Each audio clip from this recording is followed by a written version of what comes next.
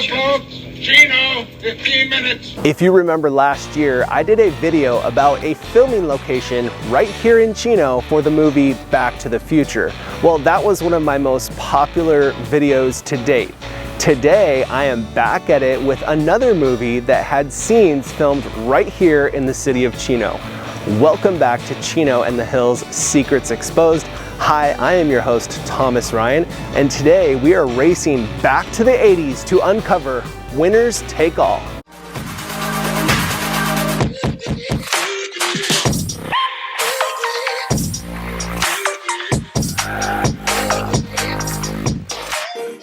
Winners Take All is a 1987 film directed by Fritz Kirsch, starring Don Michael Paul.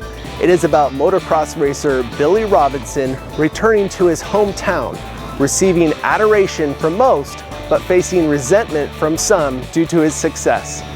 In a local competition, he competes against his skilled best buddy, Rick Mellon. Will this race strain their longtime friendship, or will they reconcile despite the rivalry? The movie was definitely received with mixed reviews. Eleanor Ringel of the Atlanta Journal-Constitution wrote, "The real stars of Winners Take All are the scores of anonymous stuntmen and women who ride their bikes over, under, around, and through any number of astounding obstacles. Unfortunately, the filmmakers don't have the same technical expertise." Early in the movie, the star of the film and motocross icon Billy Robinson returns to his hometown, Chino, on a bus pulling into the Chino bus station as he is filmed for a movie and meets up with his childhood friends waiting for him. You see, this actually was filmed in Chino back in 1986 on the corner of 6th and Pioneer, right in this very spot I am standing today. Let's take a look at some key points of reference in the movie that we still see today. The first and most obvious is the building that sits here on the northwest corner of 6th and Pioneer. It is a mid-century modern looking storefront with windows from floor to ceiling with a flat roof and a slight slope to the back of it. It basically looks the exact same today. You can see in the film there is a large rectangular Trailways sign on the top, and the frame of that sign remains today. One thing I noticed in the movie is there is a trash can in a peculiar spot in the corner of the parking lot. In that exact spot remaining here today is a pole which looks like it may have been hit a time or two over the years. If I had to guess, I would say the production didn't like the look of the pole, so they placed a trash can over it for filming.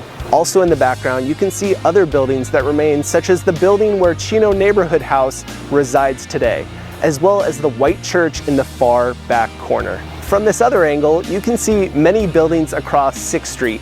Many are now gone, making way for senior apartments and a park.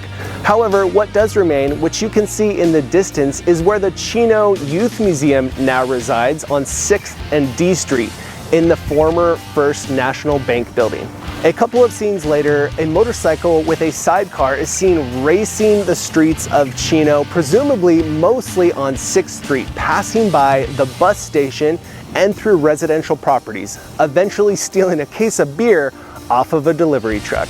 The filming of Winners Take All, which at the time was titled Supercross, was not openly welcomed by the surrounding business community.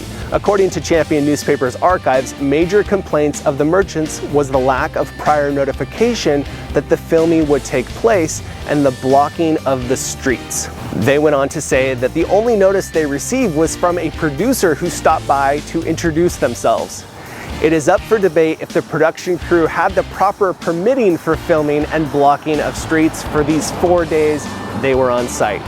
Evidence suggests some corners may have been cut. So there you have it, maybe not as an iconic of a film as Back to the Future, but Winners Take All, filmed just 1 year later, has Chino's stamp on its film for eternity. Chino, folks. Chino, 15 minutes. I hope you enjoyed today's episode of Chino and the Hills Secrets Exposed. If you did, please be sure to hit that like button and consider subscribing to the Thomas Ryan Real Estate YouTube channel. All right, until next time, have a good day. Bye.